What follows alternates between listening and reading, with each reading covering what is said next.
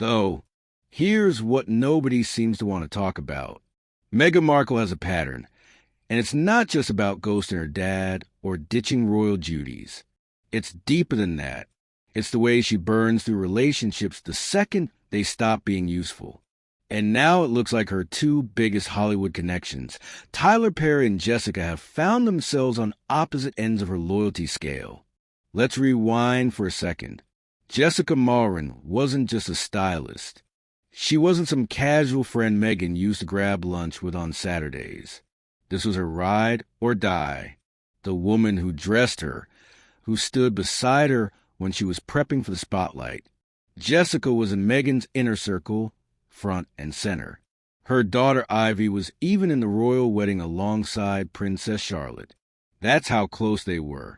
But all it took was one messy Instagram controversy involving race, and poof, Jessica was gone, ghosted like she never mattered. No press statement, no public defense, not even a classy exit. Just flowers and silence. Jessica, to her credit, tried to save face. She posted sweet birthday tributes, shared cryptic notes about friendship and betrayal, and kept the tone graceful, even though it was painfully obvious she'd been tossed aside. 1 minute Meghan's calling her the luckiest friend, and the next Jessica's making subscriber-only content on Instagram and pretending everything's okay. But let's be real, she was humiliated, professionally sidelined. Brands dropped her. Her reality show vanished. Meghan Markle didn't just cut ties. She torched a bridge and then left Jessica on an island waving for help. Now here's where it gets spicy. While Jessica was banished over a social media argument, Tyler Perry, the man who gave Harry and Meghan his house, his jet, and probably more Hollywood access than anyone else, has just been hit with mass harassment allegation. Derek Dixon, a former actor under Perry's company, filed a lawsuit worth $260 million. The accusations are graphic, personal, and serious. This isn't a petty online spat. It's a full-on legal bombshell involving workplace misconduct, power imbalance, and conversations no employee should ever be subjected to. And yet, crickets from Meghan. Not a word, not a quote, not even a vague Instagram post about believing survivors, which is weird, right? Because Meghan's whole brand has been about women's rights. Speaking truth, standing up for what's right, even if it's uncomfortable. She cut off her best friend for a controversy she didn't even cause. But now when her billionaire benefactor is being called out with actual legal documents, suddenly she's Switzerland. See, this isn't about believing victims or standing for justice. This is about power. Tyler Perry is still rich. He's still relevant. He's still useful. Jessica, not so much. Meghan and Harry are playing chess, not checkers. And they've decided Perry is still worth protecting, even if it means being hypocrites about every moral. The stance they've ever shouted from their Montecito mansion. The craziest part, Tyler's sexuality has always been a Hollywood whisper. Everyone had their theories, but this lawsuit throws a spotlight on something deeper. How he allegedly blurred personal lines with professional ones, making suggestive comments to a gay employee while simultaneously presenting himself as straight. It's messy, it's complicated, and it's public. Yet, Meghan remains silent, and the silence is loud. So what does this tell us? Simple. If you've got status, if you've got resources, if you've got a private jet Meghan can use, you get a pass. But if you're just a friend who's no longer a PR asset, you're done. Ask Jessica. Tyler Perry didn't just lend Meghan and Harry his house. He practically gave them a soft landing when they fled the UK. We're talking about a sprawling Los Angeles estate, complete with tight security, full privacy, and yes, that all-important private jet to escape the royal heat. He was their guardian angel in Hollywood, their fallback, their golden ticket to the American elite. So now that his name is being dragged into the kind of scandal that makes headlines in the Hollywood Reporter, the silence from Montecito says everything. This isn't a small-time tabloid mess. The accuser, Derek Dixon, is out in the open speaking on record. He says he couldn't stay quiet anymore. His claim that Tyler made inappropriate comments, created a hostile work environment, and even crossed physical boundaries. This isn't some random rumor. This is a formal lawsuit with a dollar amount that could shake a media empire.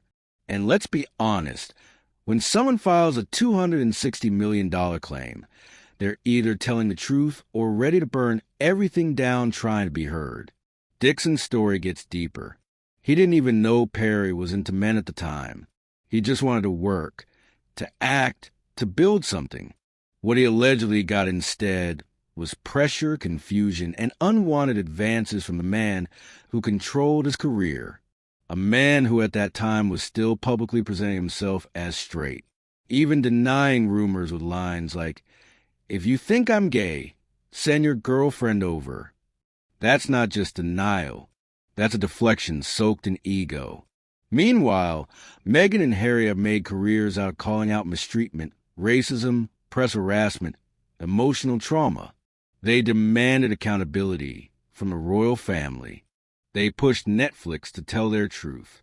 And yet, here they are, quiet as the grave when it comes to Tyler. Not even a note of support for the alleged victim. No vague Instagram quote about justice. No statement. Nothing. Why? 'Cause Tyler Perry still holds cards. They need connections, access, and most of all, protection. He's tied to people like Michelle Obama. He's got Hollywood influence. And when you build your brand on being a progressive, brave couple fighting the evil establishment, the last thing you want to do is start burning bridges in the very world you're trying to climb. Contrast that with Jessica Mulroney, who got dropped like a bad habit for a racial privilege row that frankly wasn't even about Meghan. Jessica may have spoken out clumsily, but she wasn't accused of harassment. She wasn't dragging anyone through court. She wasn't a legal liability. She was just no longer useful. And for Meghan, that's enough. This selective morality is what's starting to define them. It's not about right or wrong anymore. It's about who helps and who hurts. If you're useful, they'll look the other way. If you're not, you're disposable. And while the public might not always connect the dots, the people around them definitely do. That's why friends, former aides, and insiders keep leaking to the press. Because behind the perfectly curated Instagram post and Netflix edits, there's a cold, calculated operation. Tyler Perry's situation puts Meghan and Harry in a corner. Speak out and risk offending a billionaire ally. Stay silent and expose themselves as frauds who only care about justice when it's convenient. Either way, the image they've crafted is cracking, and people are finally noticing. The question now is, how long can they keep pretending to be moral leaders while playing by rules that only serve themselves?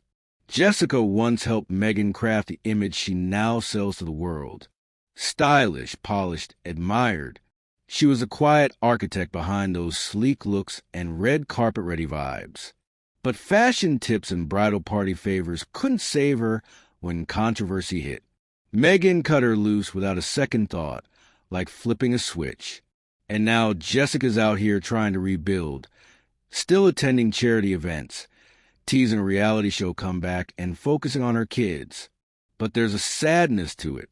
Not just because she lost a friend, but because the whole thing revealed how disposable people become once their utility runs out. And it's not just Jessica. Meghan's track record is littered with exits. Her father estranged. Her half-siblings gone. Staff who spoke up discredited. It's like there's a revolving door in her life. Get too close and you better stay useful or brace for impact. Even Doria, her mom, reportedly pulled back at one point, quietly stepping out of chaos after playing a supportive role for years. That kind of emotional distancing doesn't happen in a vacuum. It happens when someone realizes that their presence has become a prop. That brings us back to Tyler Perry. This man went above and beyond, offering shelter, offering protection, helping them recalibrate their image post-royal exit. If anyone earned public loyalty from the Sussexes, It's him. But now that he's in the crosshairs of a serious lawsuit, we're learning that loyalty in their circle is conditional.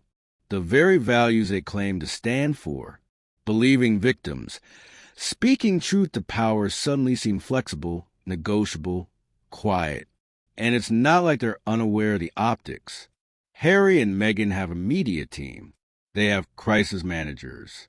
They know exactly what this looks like, but they're gambling that the public won't hold them accountable for staying silent.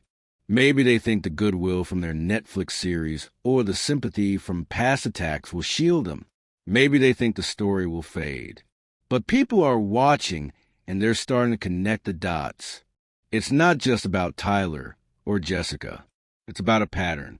A pattern where values are weaponized only when it suits the moment, where silence becomes strategy, not reflection, and where the people closest to them are either stepping stones or dead weight. Even the royal family, who Meghan and Harry endlessly criticized, seems more consistent in comparison. At least the firm has rules, protocols, consequences that apply across the board. The Sussexes, on the other hand, operate like a brand. And brands don't have friendships. They have partnerships, deals, image control, emotional transactions masked as connection. But you know what's really wild? Despite all of this, there's still a portion of the public that's ride or die for them. People who will defend them no matter what. They'll say Tyler deserves due process, that Meghan shouldn't speak out prematurely. But those same voices had no problem when Jessica got dropped without explanation. No due process, no sympathy, just exile. It's not about right or wrong anymore. It's about who matters, who still has power, who still opens doors. Meghan Markle built her narrative on breaking free from toxic systems. But from the outside, it's looking more and more like she's just built a new one. One where she gets to decide who's in, who's out, and whose pain is worth acknowledge.